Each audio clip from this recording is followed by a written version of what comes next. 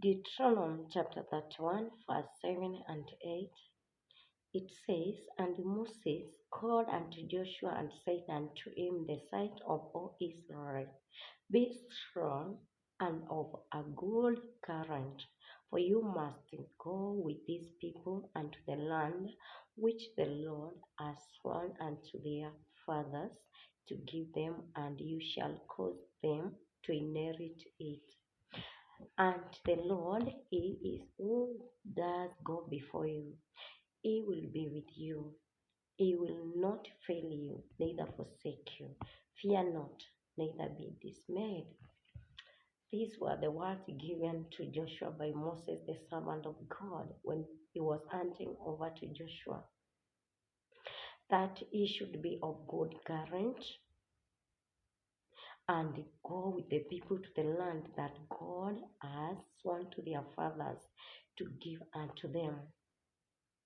And the Lord, He is who does go before you.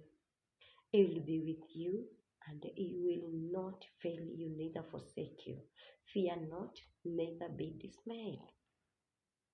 So Joshua was to take over the mantle and walk with the Israelites to the land that they were promised. And even if there were so many enemies on their way, every time they encountered battles that were very stiff, but there was this one promise that God is going to be before them, and He will be with them, and He will not fail them nor forsake them. So they were not to fear nor be dismayed. Today, as a child of God, as a Christian, what is it that you are seeing before you that is hindering you to go to the land of promise that you have been promised? What is it that is making you not to stand in your salvation? What is it that is hindering your faith to prosper, to grow? Yes, to even preach the word of God. What is it that is making you to feel like you are losing it today? Just know that God is going ahead of you, that God will not forsake you. Fear not, for you are not going to be dismayed. You are not going to be disgraced because God is with you. It doesn't matter how many enemies are around you. The Bible tells us in the book of Psalms that our enemies are more than the hair in our head. But that does not guarantee that you're not going to make it. It also tells us 1,000 shall fall on our side, 10,000 at our right hand. But that does not mean we are not overcoming. We are more than overcomers because God will not allow any harm to come near us as Christians. We shall overcome the challenges. God is always going to go before you. Joshua went with the faith that God has gone ahead of them, and Joshua conquered most of the battles that he fought. There are battles that you are not going to conquer through the flesh that you have today, through the energy that you have. There are battles that you cannot conquer with your mouth. There are these battles that you cannot fight with your bare hands.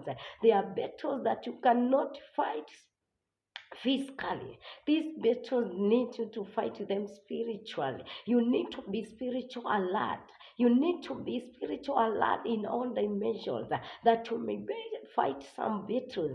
There are battles that belongs to God. You just need to raise alarm in the spiritual world, that you raise your faith, that you be of God current, that you be strong in faith, and God fights your battles. There are battles that you don't need even to share to your friends to help you fight them, but you surrender them to God and let God go ahead of you in these battles. Let God fight your battles. Let God stand in the gap for your battles. You are not supposed to fight all the battles using your flesh. No words, not your tongue cannot fight. But being of good courage and strong in your faith as a Christian, and then you allow God to go ahead of you in these battles, then you are going to win.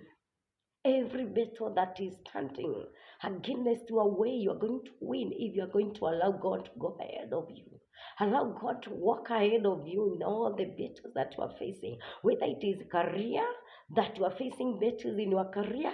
Let God go ahead of you. Stop going. Oh my God, stop going ahead of God. Let us allow God to go ahead of us. Let us stop going ahead of God's command, ahead of God's will, ahead of God's way. Let God go ahead of us and we shall win. Joshua won because he allowed God to go ahead of him. He won all the battles and he was able to command everything because God had gone ahead of him. Let God go ahead of us and level all the mountains ahead of us. Mountains of sicknesses, let us allow God to go ahead of us. Battles of witchcraft, let us ask God to go ahead of us.